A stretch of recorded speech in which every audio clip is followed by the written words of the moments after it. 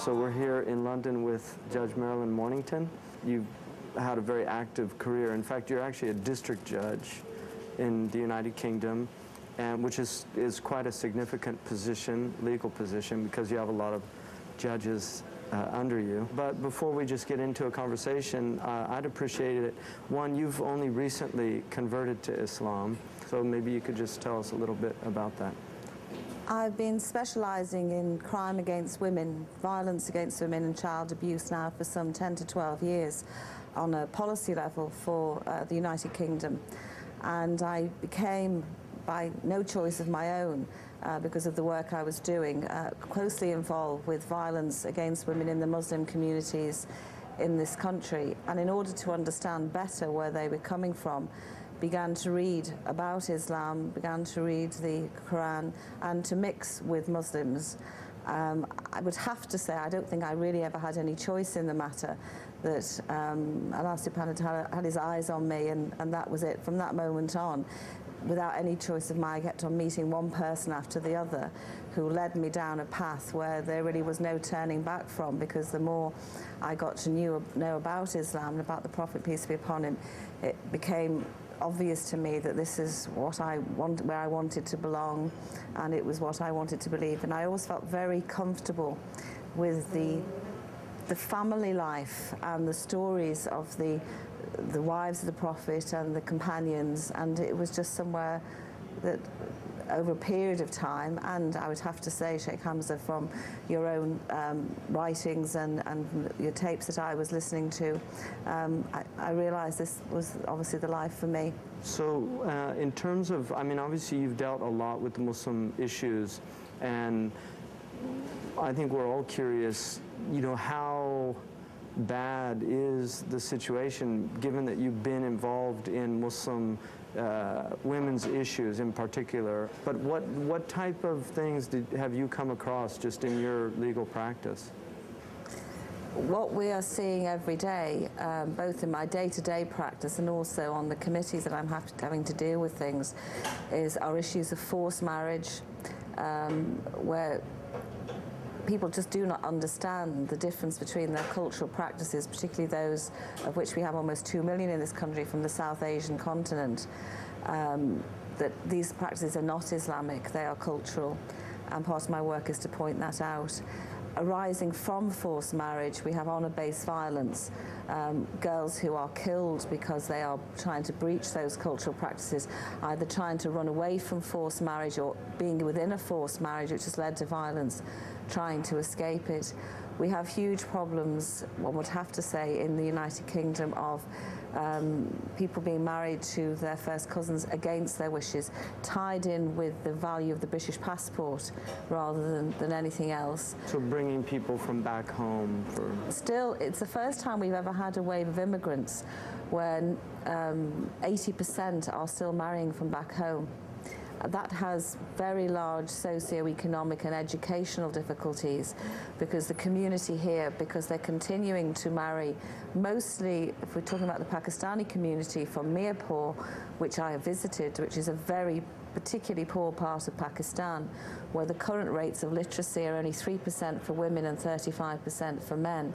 So if you're continuing to bring in spouses with that lack of education, it has big impacts on the community here and their advancement, and they're continuing to fail in that. And I think if you look to why young men in particular are turning to crime and drugs, or perhaps to terrorism, I think a lot of it lies in the root there, and there are real difficulties in the family lives. Well, another thing that's interesting is you've actually gone, for the British government, you've gone to overseas. You've been to Pakistan, yes, and looked at women's issues there, and also now just recently Saudi Arabia. How was that experience? Was that the first time you'd visited Muslim countries? And Yes, before I went to Pakistan, where I've been working for several years now, and I probably go about twice a year, I hadn't visited a Muslim country. I've also been recently to Turkey as part of my government work. And of course, each experience is completely different. And the women in each of the countries, although they're all very strong and amazing women, are very different in their world that they live in. In Saudi Arabia, which I've just returned from a few weeks ago, a most amazing experience to see such highly educated, serene, beautiful women who fully contribute to Saudi Arabian life, both in terms of the businesses they run, the work they do in hospitals, and the amazing charitable work they do. Again, we're able to come back here and break down the preconceptions and hopefully move forward together. As a result of the trip, the British Foreign Office are looking to bring a delegation of Saudi women over here, particularly to look at advancing together issues over violence. You were particularly looking at issues over violence in Saudi Arabia? Yeah, well, we looked at all aspects of women's life in Saudi Arabia, but my particular interest was looking at issues of how they're tackling and beginning to tackle issues of violence against women and children. I was very lucky to have a meeting with a Sharia judge. I think he was terrified meeting me. But, really? That's an interesting experience. He was very good to meet me and has kindly invited me to come back and actually see the courts in action. That's wonderful. But also I met doctors there, and they're setting up a nationwide network in Saudi Arabia of specialist paediatricians and psychologists. To report abuse. Yes, so that there'll be special teams of doctors throughout Saudi Arabia who will identify or themselves or have cases referred to them, will learn the specialist things that are needed by the courts and are working in conjunction with the Sharia courts to start addressing these matters. And I can tell you that the Sharia judge I met put me in no doubt whatsoever of how seriously he and his brothers are intending to take this matter. I'm hoping in the future that they'll have female judges. Yes, we are. Yes, I think so. Next year they're going to have the first female law students, so that's right. The start. What is your perception of Muslim women? Very much influenced by religion and probably not as free as a Western woman would be to basically dress the way she wants and speak the way she wants. They can have a hard life. You know, sometimes they face quite a lot of difficulties and they are discriminated. But my personal, attitude is I just consider them exactly like me. I don't really have a perception. I don't know any Muslim women to form an opinion, really. In the UK, I think that they probably have a lot more freedom than anywhere else in the world. I actually live out in Singapore, so there's a lot of Muslim women there. And I think that there are some times when they do have a lot of freedom, but there's a lot of times in certain countries where they're very repressed. So it really changes on where you are in the world. I guess quite repressed, or at least that's how it seems in general. Like when you walk around, they're always kind of, I don't really know. Well, as a judge, how were you perceived as a Muslim woman in the UK to maybe your colleagues and things like that when you first became a Muslim? When was it really that you became Muslim? Just before Ramadan last year. I don't at the present time make a big issue of it. I recall that one of the best Christians that I know is a High Court judge in England. He never talked about his Christianity, he just showed it by his way of life. And eventually you would say, what is it about Mark Headley that is so wonderful? And somebody, well, didn't you know he's a very active Christian? I'm not very wonderful, and I'm also very much a learner in Islam, so I think it's important that I keep a relatively low profile, carry on learning. You have, because your responsibility, you have an entire district. How do you rate the domestic violence? Is there more domestic violence in the Muslim community, or is it consistent with the national average or less? We don't have statistics, but from all the work I've done, we have no reason to think that it's any greater within the Muslim community than within the dominant community. The difficulty is that there are certain barriers that women have, or men who are suffering this violence, to get over. Matters of racism against them, language difficulties, immigration issues, matters of izzat, of feeling that they're shaming their family if they come forward, lack of facilities for them. I mean, I was only talking yesterday to a very active Muslim woman in Wales, Shaheen Taj, of how we need to set up a nationwide group of Muslim female counsellors that women can go to, because if women feel that they go forward, and the people that they'll speak to don't understand where they're coming from. They're not going to come forward. And they also, I think, often assume because it's a Muslim woman, you know, she's oppressed because of her being a Muslim woman. People tend to not be able to see it as this is a human problem. They really begin, just because of the mere fact it's a Muslim woman, there's an automatic assumption that it's related to the religion, which is a real problem.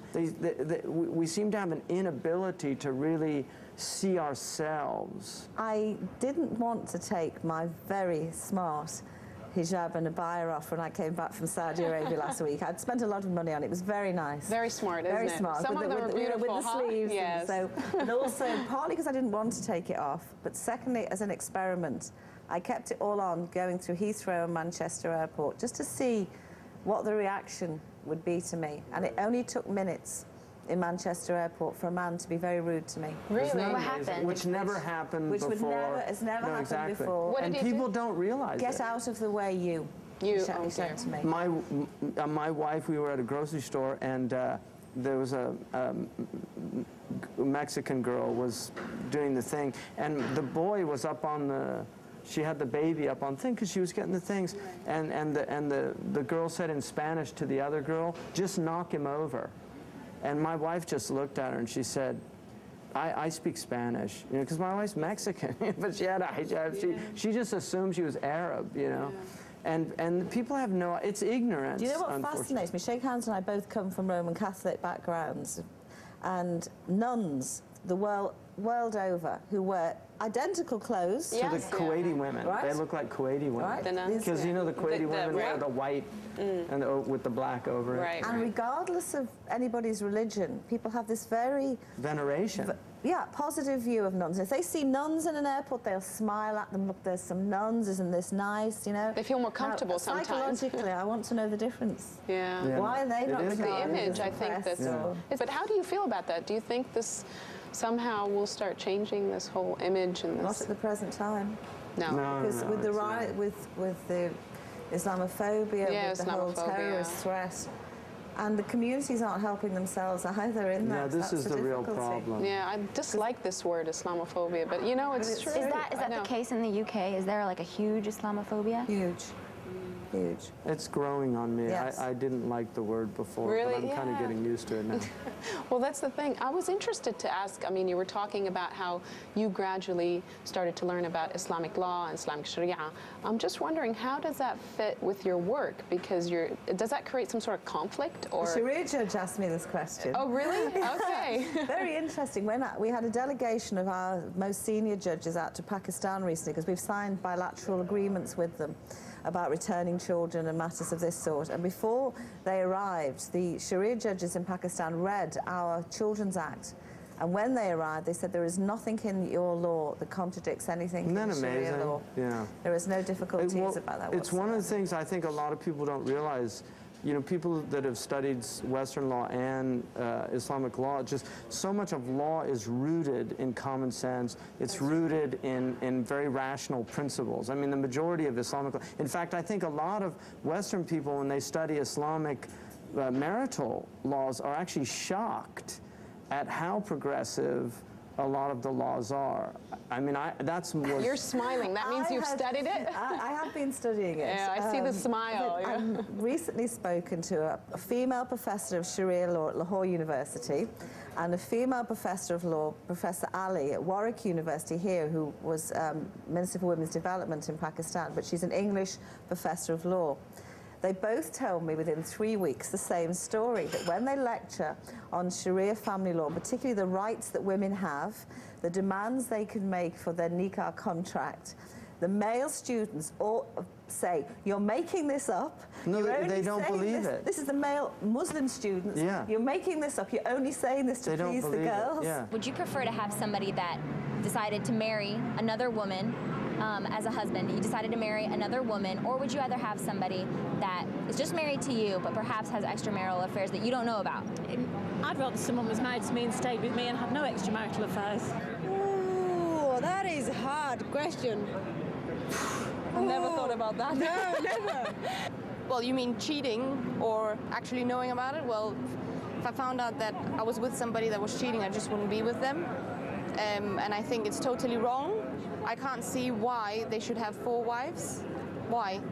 You know, to me, marriage is like love and trust and, you know, all that. What do you think about polygamy just in general? I mean, as long as women happy to be like in this kind of relations, I think it's fine. But if they kind of want just like one man, and then I think it's wrong. And I think if men can do that, that women can do that as well. So one woman can have like few guys. Well, so I don't know.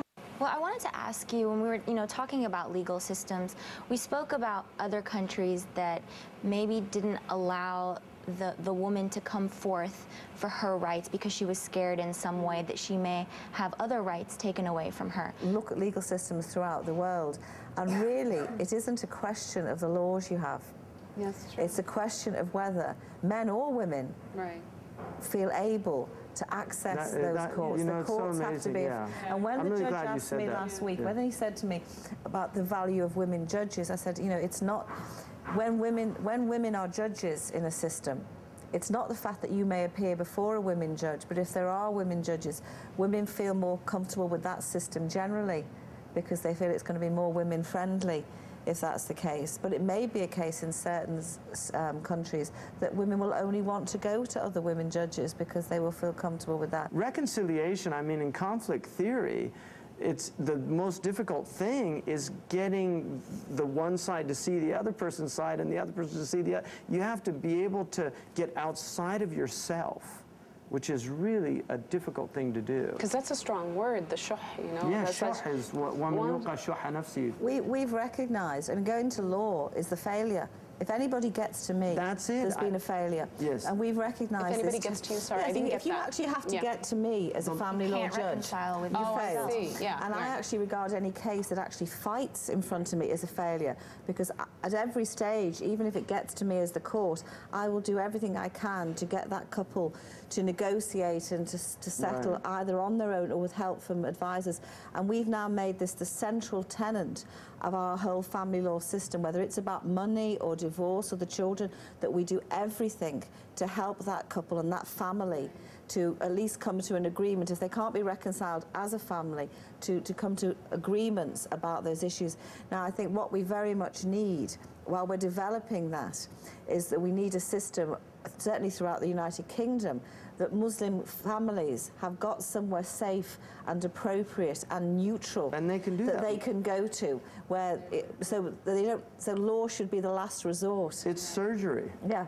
But but we don't have that, and I'm hoping the Jewish community does have it. They have a wonderful system. Yeah. I was going to ask feel you. full rights there. They feel safe to go there. And they use their halakha law. They use it for contracts. They use it any disputes in the community. I mean, that's the beauty of status. We have the same thing in the U.S. that you can actually set up. They're like people's courts where people sign an agreement and then it becomes legally binding. Yes. They have to take the arbitrator's decision. But throughout this country, we have women who are trained lawyers, often because of hijab, are not working because they have difficulty getting into firms. Oh, really? Who could take part in this process. Yeah. Why aren't they working? Just discrimination. And we've seen that. What's interesting is we've seen that in every country we've been to. Yeah.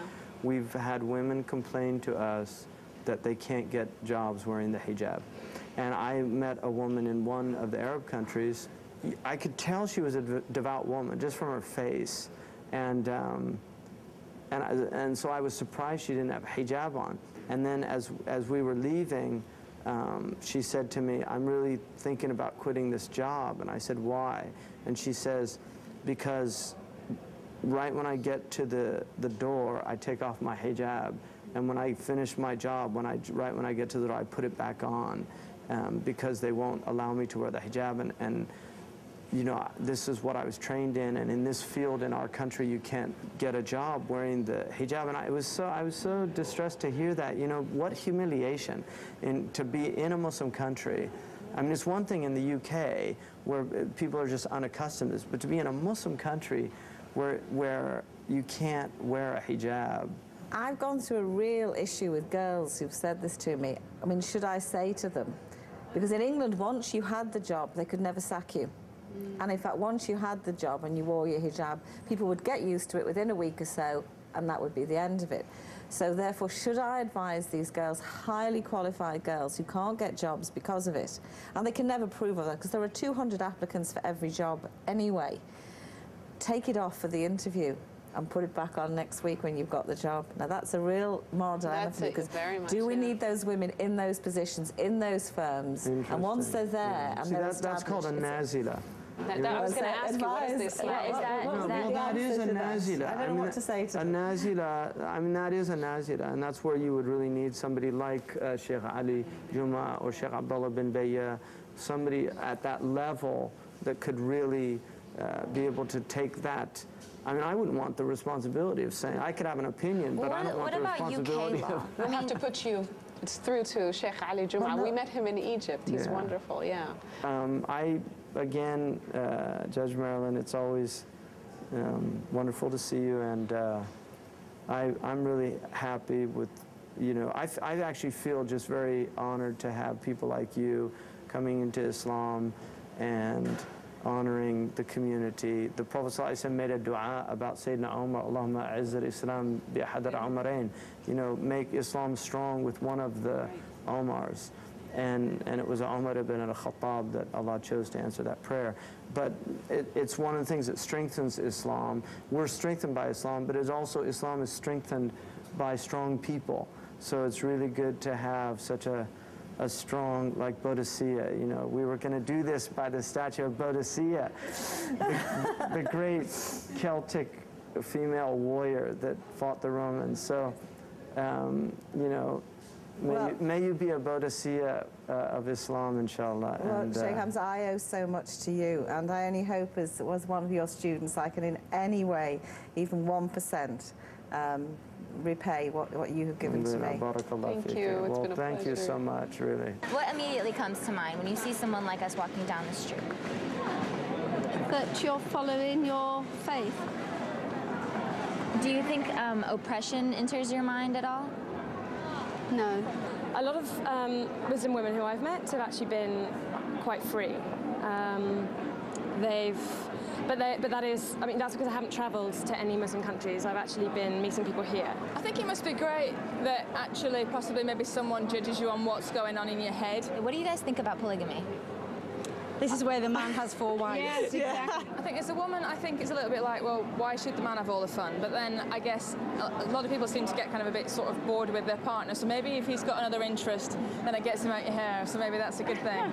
And I personally wouldn't want a husband to have another 4 women or 3 women to share. Yeah. No, I personally would not like that at all. Yeah. However, even if a guy cheated on me in our country, I still won't accept that either. But I think that, kind of what should be good for one should be good for the other. I'd rather be without than have anyone cheating on me. Yeah, we had that before. Likewise. How about you? No, likewise. I wouldn't be with a man that would basically cheat on me or have other wives. I'd be far too jealous. Absolutely. Yeah. Thank you so much. It's a pleasure to meet you.